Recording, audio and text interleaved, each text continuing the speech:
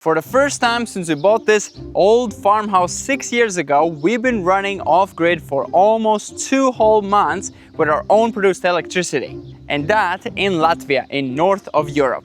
Well, almost off-grid and almost for free because we're still paying 8 euros a month to keep this line connected.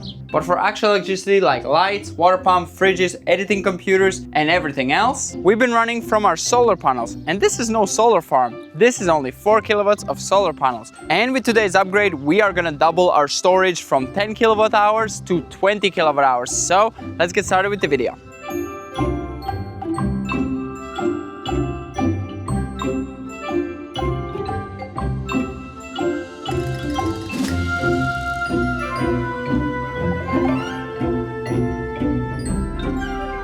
This 10 kilowatt battery arrived in our mail unexpectedly. Well, it didn't arrive in our mail, it literally arrived on top of the road since outside is completely covered in snow, and this was delivered by a giant truck. We had to get it down somehow. We could not use a tractor because they were not working at the time, and we could not use the car because we could not get up the road because it was blown closed with snow. So yeah, that's on Despera's channel. How we actually managed to get it home was very interesting and funny, but now it's inside. We actually have to attach it and improve our system further. So we're gonna have 20 kilowatts of storage.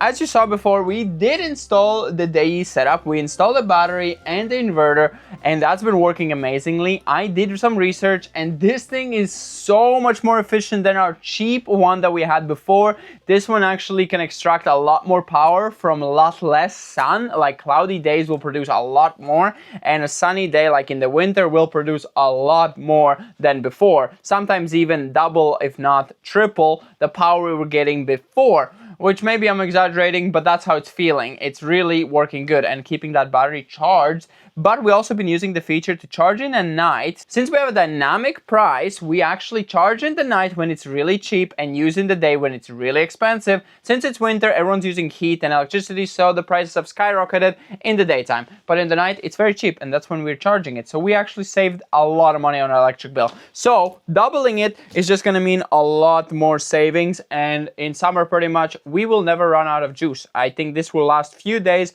if charged from the sun. And it should charge pretty easily, especially if we add a few more solar panels on the tiny house. So let's get this open and set it up. And then we're gonna see how to give you an update about how good has the system been.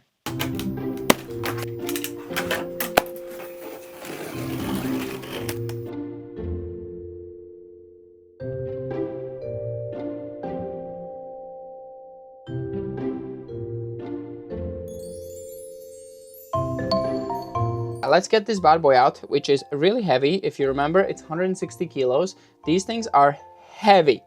And yeah, we need to get it upright, attach all the hardware, and then mount it to a wall. Shouldn't be that hard. You can do this. Whoa, you're strong. Careful it doesn't fall out. No, it's not gonna fall out.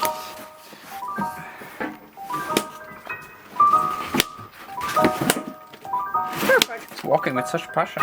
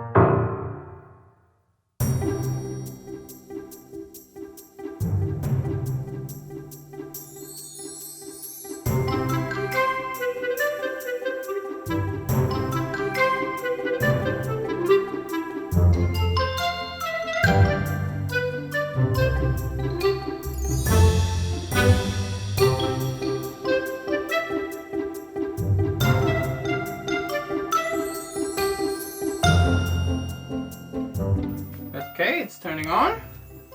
Oh, they're thinking. Both of them are blinking. Oh, they're off sync. That one had a red light and then it had all good light. Still 71. Are we happy? Maybe. Are they happy? Today we made 8.6 kilowatt hours we made today. What? How much did we make? Or no, we used. Oh. We made 5.2 kilowatt hours. 5.2 kilowatt hours we made. In a winter day. Well, it was sunshine and the panels were only melting. 3 kilowatts we used from the grid. No, not from the grid, from the battery. From the batteries, of course. Grid. A grid, night grid time. Okay, we gotta go. I mean, I did have 2 washing machines and a dishwasher. So. Oh, it does say 200 amp hours. Wait, they are 200 amp hours. So plugging it in just like this would make it parallel, which means you can just pump out way more amps, but you still have the same capacity of 10 kilowatts. So that is wrong. We need to connect it in series, so we need to move this black cable to this other side and use the black connection from here. And that will make it 20 kilowatt hours. Because this is recommended only for if you have plus 15 kilowatt inverter, and ours is only 8 kilowatts, and we would never ever have the equipment or machines or anything to use more than 15 kilowatts to need a parallel series. And I think 15. Parallel connection. And I think 15 is at one go. Yeah, this means like more than 15 kilowatts to be sucking out of the battery. So it means high amperage, like up to 250 amps can be sucked out from the batteries, I think, and you can connect 16 batteries in total. I think the highest we have ever gotten was like 6 kilowatts. Yeah. Yeah, that's like our highest. Our max. So, and that's with using a lot of things together. So. The thing is, our system, well, not our system, but our grid is not meant for that. Okay, so you would need to extend this cable if you're going more than 2 batteries. So this is cable enough for 2 batteries, which is good for us. So and don't worry, we have unplugged everything, like not unplugged, but like turned off everything. all The fuses have been turned off, so we are gonna flip the fuses. They're the hardest fuses ever. This one's here. That's good, at least. They're so hard to get back up. And then we turn them both on. And they're thinking. Now they should work in series. I hope. Okay, let's see. They're both the same? They will show the same, I think. They will not show individual amount. Because they will work as a group. Whoa. They clicked on. That was scary. They have actual solenoids kind of off grid for some reason. DC voltage low, fault. At least they give us some light. So I had to go in settings and actually change the battery capacity to 400, otherwise it wouldn't work. So you have to increase it, double it, so I set it to 400 amp hours.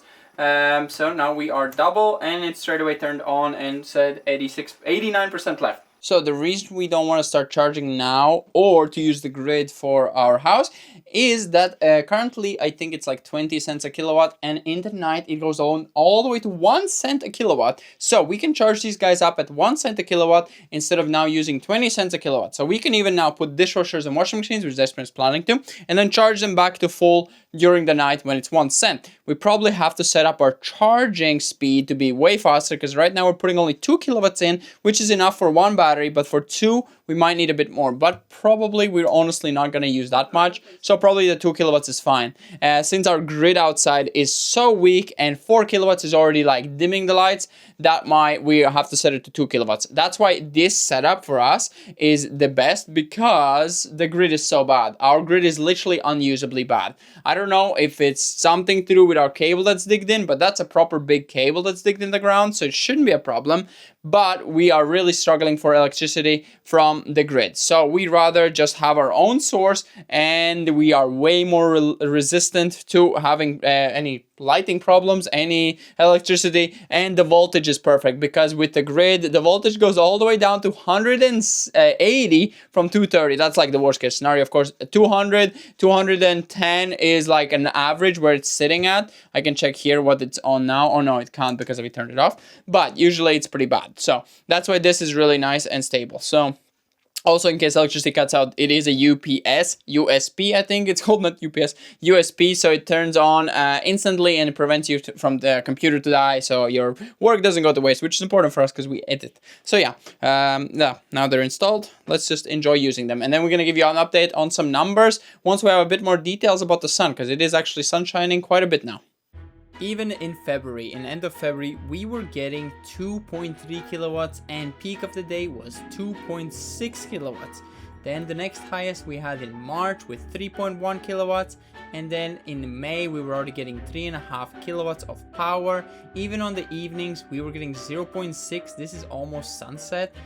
And on a sunny, beautiful day of May we were getting again 3.3 and all the way up till 3.94, so 4 kilowatts, which is max of our solars. And even cloudy days, we were still getting quite a lot of power. We were getting 1.6 kilowatts of power. And even on a rainy day, we were still getting 1.3 kilowatts roughly. It's been almost 3 months since we've been actually running off-grid from the batteries and the solar inverter using our solar panels, and it has been amazing to be able to live from our own electricity. And actually, start of June we had 2 weeks of pretty rainy weather with barely any sun shining through, and even during that time we did not have to flip on the grid and take some of the juice from them, because this thing surprisingly sucks out energy out of pretty much the cloudy sky, and it's more than enough for us if we're not wasteful with it, of course, if we don't put a lot of things on at once or all day through it. And currently we have an air conditioning running 24/7 since we have a huge heat wave in Europe, and we have also the hot water every day boiling up in the water heater, and dishwashers, washing machines on daily basis. So this thing is truthfully providing us a lot of power. And whenever we upgrade the solar panels and add the tiny house some more panels, it's going to be amazing, because then both houses can run from solar, and also workshop and goat barn is also going to get all connected. And lastly, the best thing about this inverter is the app. I'm really been enjoying having an app for the inverter, so I can actually adjust things as we are not at home. So when we are on a bigger trip, when we're in Riga, I can just see how much electricity we're making. I can adjust things. And in winter it was also useful because we can actually turn on the grid charging when we need to, because I see the batteries are low. We didn't get much sun. Let's put on grid charging and fill up those batteries at the cheaper price so we can use them in the night, or other way around, like during the day or during the night. But the app has been really useful to be able to also track how much we actually make in kilowatts. Of course, it shows it in this screen, but this screen isn't as good as the app. So that's going to be pretty much it for this video. I hope you enjoyed our solar system setup kind of tour and installing this extra battery, because it has been really wonderful to be running from our own electricity. And as usual, there will be links in the description to be able to check out their products. I know these things are not the cheapest, but these are long-term investments. This is not just a new phone. This is actual sustainability for your house. So hope you enjoyed. Gonna see you in the next one. Bye-bye.